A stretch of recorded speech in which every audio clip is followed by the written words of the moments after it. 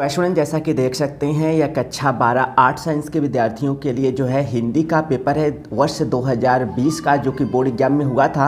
और मैं इस पेपर को आपको शो करूँ उससे पहले आपको बताना चाहूँगा, यदि आप प्रीवियस ईयर के सारे पेपर का पीडीएफ जो है डाउनलोड करना चाहते हैं तो आप हमारे टेलीग्राम चैनल को विजिट करें। वहाँ पर मैंने आपको सब कुछ स्पष्ट कर दिया है कि किस तरह से आप जो है पीडीएफ को डाउनलोड कर सकते हैं।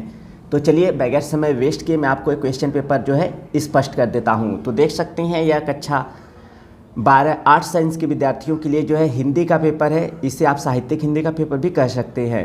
तो यहाँ पर जो नोट है वह देख लीजिए। इसके बाद आप यहाँ पर देख सकते हैं खंड क से क्वेश्चन पेपर स्टार्ट हो रहा है। इसमें पहले का क वाला क्वेश्चन कह रहा है कि निम्न में से हिंदी की पहली कहानी के रूप में मान्य है, तो कौन है आपको यह बताना है। बहुत ही सरल क्वेश्चन है। देखिए मैं आपको पेपर इसलिए शो करता हूं ताकि अपने प्रिपरेशन को चेक कर सकें और एक आइडिया भी लगा सकें कि आपकी जो तैयारी हुई है वह कैसी हुई है, और साथ ही साथ आपको यह भी पता चल सके कि हिंदी के क्वेश्चन पेपर में किस तरह से क्वेश्चन पूछे जाते हैं। इसका ख वाला क्वेश्चन है बालकृष्ण भट्ट द्वारा संपादित पत्रिका का नाम है, तो क्या है आपको बताना है। 4 विकल्प यहाँ पर देखने को आपको मिल रहा है। इसके बाद ग वाला क्वेश्चन है द्विवेदी युग के साहित्यकार हैं, तो कौन है। यहाँ पर 4 विकल्प है, सही विकल्प को चुनाव करना है। इसके बाद घ वाला क्वेश्चन देख सकते हैं राष्ट्र का स्वरूप के रचनाकार हैं। और इसके बाद आपका जो है अंग वाला प्रश्न है नीड़ का निर्माण फिर रचना विधा किस विधा से संबंधित है। तो नीड़ का निर्माण फिर यह जो रचना है किस विधा से संबंधित है आपको ये बताना है। 4 विकल्प यहाँ पर आपको देखने को मिल रहा है। तो क्वेश्चन नंबर फर्स्ट के अंतर्गत क ख ग घ अंग करके इस तरह से 5 बहुविकल्पी प्रश्न है जो कि आपके हिंदी गद्य से संबंधित है, आपको देखने को मिला। अब इसके बाद क्वेश्चन नंबर सेकेंड में आपको जो है हिंदी पद्य से संबंधित क ख ग घ अंग करके 5 बहुविकल्पी प्रश्न देखने को मिलेगा। तो क वाला क्वेश्चन है आपका निम्न में से प्रेमाश्रयी शाखा के कवि नहीं है। तो निम्न में से प्रेमाश्रयी शाखा के कवि नहीं है, कौन नहीं आपको बताना है। 4 विकल्प यहाँ पर आपको देखने को मिल रहा है। इसके बाद ख वाला क्वेश्चन है आपका यशोधरा के रचनाकार हैं, तो यहाँ पर भी देख सकते हैं 4 विकल्प है। और ग वाला क्वेश्चन है आपका निम्न में से कौन सी रचना भक्ति काल की है, तो यहाँ पर भी 4 विकल्प आप देख सकते हैं। अगर आपको जो है इन हिंदी गद्य और हिंदी पद्य के बहुविकल्पी प्रश्नों की तैयारी करनी है अच्छे से, तो आप knowledgebeam.com को विजिट कर सकते हैं, ठीक है। इसके बाद आपका देख सकते हैं चिदम्बरा रचना पर ज्ञानपीठ पुरस्कार प्राप्त हुआ है, तो किसको प्राप्त हुआ है। यहाँ पर 4 विकल्प है, सही विकल्प का चुनाव करना है। इसके बाद आपका तार सप्तक के संपादक हैं, तो कौन है आपको यह बताना है। इसके बाद आपका तीसरा क्वेश्चन स्टार्ट हो रहा है। तो तीसरे क्वेश्चन में कह रहा है कि निम्नलिखित गद्यांश पर आधारित प्रश्नों के उत्तर दीजिए। तो यह गद्यांश आप देख लीजिए, ठीक है। तो जैसा कि मैं आपको जल्दी जल्दी शो कर देता हूं, अगर आपको ये पीडीएफ डाउनलोड करना है तो टेलीग्राम चैनल को विजिट कर ले, लिंक वीडियो के डिस्क्रिप्शन में मैंने अपने टेलीग्राम चैनल का दिया हुआ है। इसके बाद देख सकते हैं यहाँ पर जो है शेष गद्यांश का भाग है। इसके बाद इससे संबंधित यहाँ पर पहला, दूसरा, तीसरा, चौथा और 5वां करके देखिए प्रश्न पूछा गया है। तो इनका उत्तर आपको ऊपर दिए गद्यांश के आधार पर देना। अगर आपको यह गद्यांश ना आए तो अथवा करके दूसरा गद्यांश आपको देखने को मिल रहा है, देख लीजिए आप। इस गद्यांश को आप चाहें तो लिख सकते हैं, यहाँ पर देख सकते हैं। गद्यांश को पढ़ने के बाद यहाँ पर आपको प्रश्न भी देखने को मिल रहा है। तो चलिए मैं आपको प्रश्न दिखा देता हूँ। यहाँ पर देख सकते हैं पहला, दूसरा, तीसरा, चौथा और 5वां करके इस तरह से 5 प्रश्न पूछा गया है। इसके बाद हम लोग आगे बढ़ते हैं। तो अब क्वेश्चन नंबर 4 देख सकते हैं। तो इसमें कह रहा है निम्नलिखित पद्यांशों पर आधारित प्रश्नों के उत्तर लिखिए। तो यह देख लीजिए किस तरह से पद्यांश आपका दिया गया है, और इस पद्यांश को पढ़ने के बाद यहाँ पर जो प्रश्न पहला, दूसरा, तीसरा, चौथा, 5वां करके पूछा है उनका आपको उत्तर लिखना होगा। अगर एक पद्यांश नहीं आ रहा है तो अथवा करके एक दूसरा पद्यांश दिया हुआ है, आप इसे कर सकते हैं। और इसे पढ़ने के बाद भी आपको पहला, दूसरा, तीसरा, चौथा और 5वां करके जो प्रश्न देखने को मिलेगा, इनको आपको जो है ऊपर दिए गए पद्यांश के आधार पर इनका आंसर लिखना है, ठीक है। तो यहाँ पर देख सकते हैं और भी प्रश्न है आपके दूसरा, तीसरा, चौथा, 5वां, यह भी देख सकते हैं। इसके बाद आपका क्वेश्चन नंबर 5 का क वाला क्वेश्चन स्टार्ट हो रहा है। कला कि निम्नलिखित में से किसी एक लेखक का जीवन परिचय देते उनकी रचनाओं का उल्लेख कीजिए।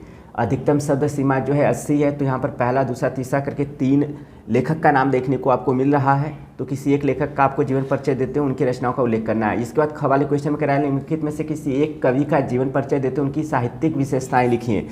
तो किसी एक कवि का आपको जीवन परिचय देते हुए साहित्यिक जो है विशेषताएं लिखनी है, तो केवल एक का लिखना है। अधिकतम शब्द सीमा 80 है।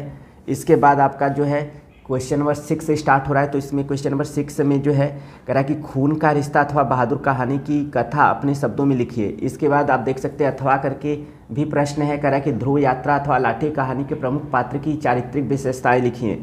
इसके बाद क्वेश्चन नंबर 7 देख सकते हैं, कह रहा है कि स्वपठित खंड काव्य के आधार पर किसी एक प्रश्न का उत्तर दीजिए।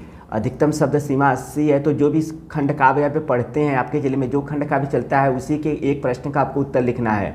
देख लीजिए कौन कौन सा खंड काव्य यहाँ पर आपको देखने को मिलता है और उसमें किस तरह से क्वेश्चन पूछे गए हैं। ठीक है, इसके बाद हम लोग आगे बढ़ते हैं। तो केवल एक ही प्रश्न का उत्तर देंगे। ठीक है, यह चीज़ याद रखिएगा जो भी आप खंड काव्य पढ़ते हैं। इसके बाद हम लोग आगे बढ़ते हैं और देखते हैं जो आगे के खंड काव्य दिए हैं उसमें किस तरह की क्वेश्चन है। तो देख लीजिए यहाँ पर सब में अथवा करके क्वेश्चन है, तो किसी एक का ही आपको उत्तर लिखना है, यह चीज़ याद रखिएगा। तो यह हो गया आपका खंड काव्य से संबंधित जो है आपका प्रश्न। इसके बाद आपका जो है खंड ख स्टार्ट हो रहा है। खंड ख में क्वेश्चन नंबर 8 में करा है निम्नलिखित संस्कृत गद्यांशों में से किसी एक का संदर्भ सहित हिंदी में अनुवाद कीजिए। तो किसी एक का आपको संदर्भ के साथ हिंदी में अनुवाद करना है। तो क वाला देख सकते हैं किस तरह से आपका संस्कृत का गद्यांश दिया हुआ है। इसमें अथवा करके भी अगर आपको एक गद्यांश ना है तो अथवा वाला आप कर सकते हैं। देख लीजिए किस तरह से अथवा वाला यहाँ पर है गद्यांश आपका। ठीक है, अब इसके बाद हम लोग आगे बढ़ते हैं। जैसा कि मैं फिर से आपको याद दिलाना चाहता हूं, अगर पेपर का पीडीएफ चाहिए तो आप टेलीग्राम चैनल को जो है विजिट करें। लिंक मैंने वीडियो को डिस्क्रिप्शन में दिया हुआ है, आप वहां पर आपको जो है पीडीएफ जो है देखने को मिलेगा। इसके बाद आपका हवाला जो क्वेश्चन करा है निम्नलिखित संस्कृत पद्यांशों में से किसी एक का संदर्भ सहित हिंदी में अनुवाद कीजिए। तो यहाँ पर आपको पद्यांश देखने को मिल रहा है, तो किसी एक का आपको जो है संदर्भ के साथ हिंदी में अनुवाद करना है, किसी एक का। इसके बाद आपका क्वेश्चन नंबर 9 देख सकते हैं करा है कि निम्नलिखित में से किन्हीं दो प्रश्नों का उत्तर संस्कृत में दीजिए। तो किन्हीं दो का उत्तर संस्कृत में लिखना है, पहला दूसरा तीसरा चौथा करके 4 प्रश्न देखने को मिल रहा है। इसके बाद आपका क्वेश्चन नंबर 10 में जो है क ख ग करके जो है क्वेश्चन पूछा हुआ है। देख सकते हैं किस तरह से क्वेश्चन पूछा है। पहला आपका क वाला रस से है, दूसरा आपका अलंकार से है, तीसरा आपका दोहा या छंद से है। ठीक है, तो जैसा प्रश्न पूछा है उसी के अनुसार आपको उत्तर देना है। इसके बाद आपका क्वेश्चन नंबर जो 11 है करा कि निम्न में से किसी एक विषय पर अपनी भाषा शैली में निबंध लिखिए। तो पहला दूसरा तीसरा चौथा पाँचवा करके देख सकते हैं यहाँ पर 5 टॉपिक दिया गया है आपको निबंध लिखने के लिए। इसके बाद आपका 12 का क वाला क्वेश्चन देख सकते हैं, तो 5 टॉपिक में से किसी एक टॉपिक पर आपको लिखना है निबंध। ठीक है, इसके बाद आपका 12 का क में पहला दूसरा करके देख सकते हैं संधि से संबंधित बहुविकल्पी प्रश्न दिया गया है, तो सही विकल्पों को चुनाव करना है।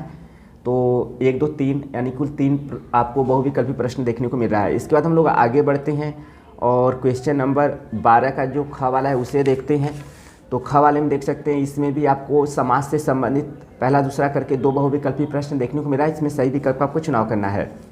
इसके बाद आपका क्वेश्चन नंबर 13 है, तो इसमें क करके देखिए आपको क्वेश्चन देखने को मिल रहा है। ठीक है, तो इसमें आपको किस धातु लकार पुरुष तथा वचन के रूप में आपको बताना है, अपठिताम में या फिर अथवा करके नयाव में। ठीक है, इसके बाद ख वाले में आपको देखिए आपको यहाँ पर पहला दूसरा करके 2 बहुविकल्पी प्रश्न देखने को मिल रहा है और इसमें से सही विकल्प को आपको चुनाव करना है। इसी तरह ग वाले में भी देख सकते हैं आपको पहला दूसरा करके 2 बहुविकल्पी प्रश्न देखने को मिल रहा है। इसमें सही विकल्प को आपको जो है चुनाव करना है। तो यह प्रत्यय से संबंधित आपका प्रश्न है।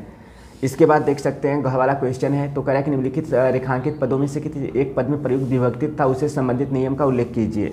तो यहाँ पर रेखांकित जो किया गया उसी से संबंधित आपको जो है विभक्ति और उससे संबंधित नियम का उल्लेख करना है किसी एक का। ठीक है, किसी एक का 3 ठो दिया हुआ है। इसके बाद आपका क्वेश्चन नंबर 14 जो है कह रहा है कि निम्नलिखित में से किन्हीं 2 वाक्यों का संस्कृत में अनुवाद कीजिए। तो किन्हीं 2 वाक्यों का आपको संस्कृत में जो है अनुवाद करना है। तो यह आपका हो गया कक्षा 12 के विद्यार्थियों के लिए साहित्यिक हिंदी का पेपर या हिंदी का पेपर जो कि 2020 में आपको बोर्ड एग्जाम में जो है यह पूछा गया था। तो इस वीडियो में फिलहाल इतना ही, मिलते हैं नेक्स्ट वीडियो में। तब तक के लिए थैंक यू सो मच। और इस पेपर का पीडीएफ डाउनलोड करने के लिए टेलीग्राम चैनल को जरूर विजिट करें। लिंक हमारे टेलीग्राम चैनल का इस वीडियो को डिस्क्रिप्शन में दिया गया है। तो मिलते हैं नेक्स्ट वीडियो में, तब तक के लिए thank you so much for watching this video.